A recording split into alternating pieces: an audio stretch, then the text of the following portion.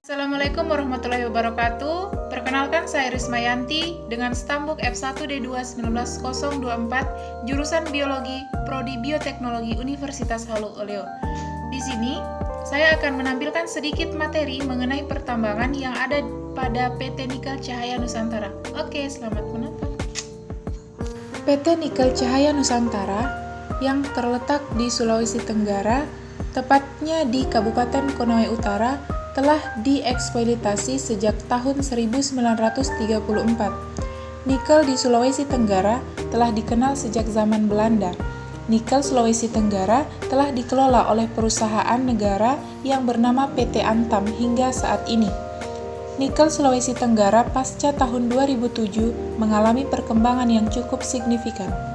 Adapun proses pembentukan nikel di Sulawesi Tenggara yaitu bantuan ultramilk dari kompleks Offloyd Sulawesi Tenggara akibat adanya perubahan iklim dan aktivitas air tanah yang kaya akan karbon dioksida, maka menghasilkan pelapukan kimia. Karbon dioksida yang berasal dari udara dan tumbuhan yang membusuk menguraikan mineral-mineral yang tidak stabil seperti olivin dan piroksen yang terdapat pada batuan ultramilk kompleks Offloyd Sulawesi Tenggara. Nikel Sulawesi Tenggara memiliki cadangan yang cukup besar.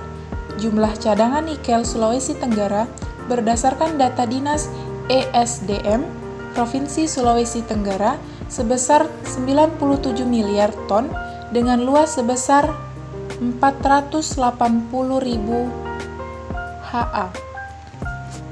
Nikel memiliki sifat yang khas seperti titik lelehnya sebesar 1453 derajat Celcius dapat dibentuk berbagai tingkat baja, campuran, tanah tahan korosi, dapat dibentuk menjadi baja non-magnetik dan menunjukkan sifat katalis, maka nikel dapat berkontribusi terhadap penyediaan udara, penyediaan air, penyediaan makanan, penyediaan efisien, dan sebuah sumber daya yang dapat didaur ulang.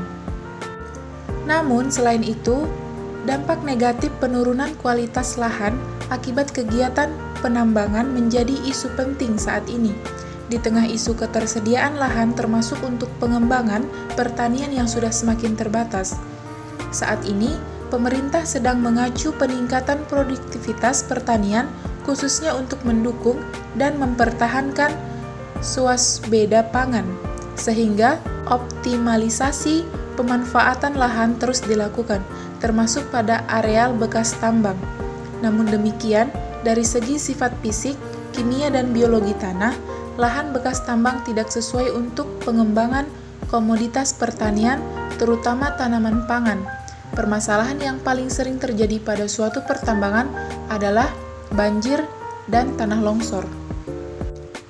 Nah, maka dari itu, untuk mengurangi dampak negatif dari kegiatan tambang, bioteknologi hadir untuk memberikan solusi.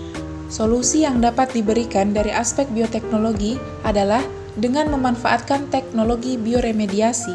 Bioremediasi bertujuan untuk memecah atau mendegradasi zat pencemar menjadi bahan yang kurang beracun atau tidak beracun.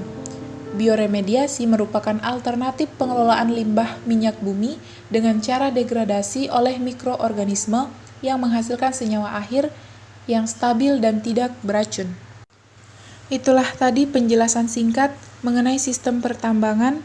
Kurang dan lebihnya mohon dimaafkan. Saya akhiri dengan ucapan terima kasih.